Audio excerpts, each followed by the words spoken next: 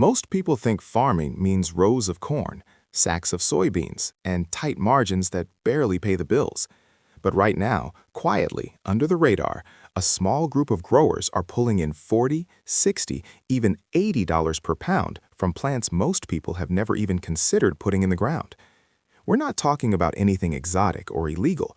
We're talking about legal specialty crops, the kind that chefs are hunting for, that supplement brands are throwing money at, and that wellness companies cannot source fast enough. And the wildest part? A single quarter-acre plot of some of these plants can generate more income than a full-time salary. Today on Grovia, I'm walking you through 14 of the most profitable plants you're probably not growing and probably haven't even heard of.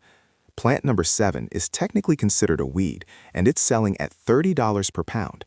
Number 14 is something most people associate with their cats, but it's also a $60 per pound business hiding in plain sight.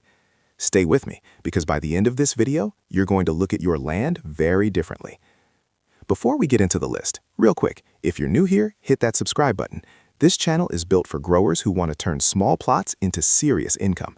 Drop a comment right now. What's your farming goal for this year? I personally read every single one, and I want to know what you're building. All right, let's grow. Plant number 1, Ashwagandha, the stress herb making growers rich. Let's kick things off with a plant that's absolutely dominating the supplement world right now, ashwagandha. The dried root fetches between $25 and $60 per pound. And here's what makes this really interesting. The majority of it is still being shipped in from overseas. That means domestic growers who can produce clean, high-quality ashwagandha are stepping into a gap that the market is desperately trying to fill. Why the demand? Because modern consumers are stressed, sleep-deprived, and burned out, and they're turning to adaptogens in massive numbers. Ashwagandha has the clinical research to back it up, which gives it credibility that supplement brands need. As a grower, you're looking at a perennial crop. Plant it once, and it keeps coming back. That's not just a plant. That's a long-term income stream sitting in the middle of the wellness economy. Plant number 2, Gotu Kola, the dual-market gold mine. Gotu Kola is one of those plants that sits at the intersection of two booming industries, brain health and premium skincare. Dried, it sells for $30 to $60 per pound.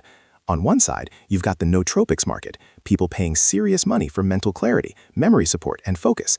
On the other side, cosmetic brands are using Gotu Kola for its documented skin-regenerating and anti-aging properties. 2 markets, 1 crop. That's exactly the kind of diversification that makes a specialty plant like this so valuable. And because most Western growers have never touched it, you're entering a lane with almost no competition. Plant number 3, Sichuan Pepper, the $80 per pound spice nobody's growing. Read that price point one more time, up to $80 per pound. Sichuan pepper creates a flavor sensation that literally cannot be replicated. The tingling, numbing buzz it puts on your tongue is chemically unique. There is no substitute, which means restaurants that want it have to find it.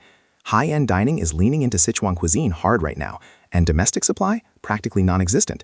The plant grows in temperate climates, which means you don't need to be in Asia to grow it. You just need to know the market exists. Quick question, have you ever tasted Sichuan pepper? Drop your answer in the comments. And if this video is opening your eyes to plants you never considered, go ahead and hit the like button. It genuinely helps us reach more growers who need this information. Plant number 4, Tulsi, holy basil, ancient herb, modern money. Tulsi has been sacred in traditional medicine for thousands of years. Now the modern wellness market has caught on, and prices for dried Tulsi range from $20 to $45 per pound. The adaptogen trend has pushed this herb into mainstream consciousness. You'll find it in teas, supplements, and immune support formulas everywhere. It grows quickly in warm climates or greenhouses, produces multiple harvests per season, and serves both heritage herbal markets and contemporary wellness consumers simultaneously. That cross-market appeal is what makes Tulsi a smart, low-risk specialty crop with consistent demand. Plant number 5, Moringa, the fast-growing cash tree. Moringa has earned its miracle tree reputation at $20 to $40 per pound for dried leaves, and with the supplement industry still hungry for domestic supply, this is one of the most accessible high-value crops on this list. It grows aggressively, sometimes 15 feet in a single year. You can harvest multiple times per season, and once it's established, the ongoing investment is minimal. You're essentially setting up a self-renewing income source. Most moringa in the US market is still imported. That's the opportunity window, and it's wide open. Plant number 6, Stevia, the natural sweetener with a niche you can own. Stevia is 200 to 300 times sweeter than sugar. It has 0 calories, and millions of people, diabetics, dieters, health-focused consumers, actively want it. Dried leaves sell for $20 to $40 per pound. Here's the angle most growers miss. While industrial stevia is dominated by big processors, there's a completely separate and far less competitive market for fresh and simply dried stevia. Home cooks, small food producers, herbal tea companies, that's your lane. Low overhead, solid margins, and loyal buyers. Wrath, plant number 7, Purslane, the weed you've been throwing away. This is the one that stops people in their tracks. That low-growing plant you've been pulling out of your garden beds, the one you probably call a weed, contains more omega-3 fatty acids than spinach, a stack of vitamins, and a crisp, slightly citrusy flavor that upscale restaurants are actively seeking out. Purslane sells for $15 to $30 per pound. It grows with almost zero effort, and demand from the farm-to-table and Mediterranean diet markets is expanding fast. If you've been yanking purslane out of your garden for years, drop a comment and tell me your reaction right now. I want to see how many of us have been literally throwing money away. Cup, plant number 8, Japan holly, America's forgotten caffeine plant.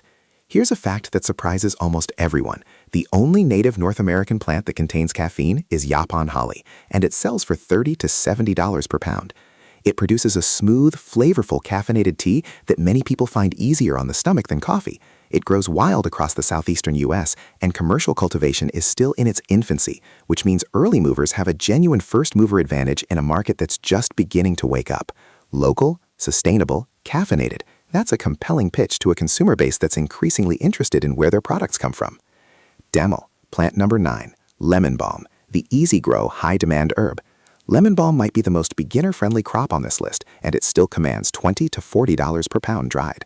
It spreads easily, can be grown indoors or out, produces multiple harvests per season, and feeds a massive market of people seeking gentle, natural support for stress and sleep. Teas, tinctures, aromatherapy blends, and supplement formulas all rely on it heavily. Sometimes the most profitable crop is the one that's the easiest to grow when you know exactly who to sell it to. Sunflower, plant number 10, calendula, the beauty industry's best-kept secret. The clean beauty movement is worth billions, and calendula is one of its most valued ingredients. Dried flowers sell for $20 to $50 per pound. Cosmetic manufacturers use it in creams, salves, and healing formulas. Independent crafters buy it for handmade soaps and oils. You can supply both markets simultaneously or move into value-added products yourself. Most farmers grow vegetables or grains. Almost nobody grows flowers as a cash crop. That's exactly why the margins here are so strong. If you've made it this far, you now know something that the majority of farmers and homesteaders simply don't. The most profitable crops aren't the ones everybody's already growing. They're the specialty plants quietly serving markets with intense demand and very little supply. And you don't need hundreds of acres. You don't need massive startup capital. You don't need to compete with industrial agriculture on their terms. What you need is the knowledge, which you now have, and the willingness to serve markets that other growers are leaving on the table.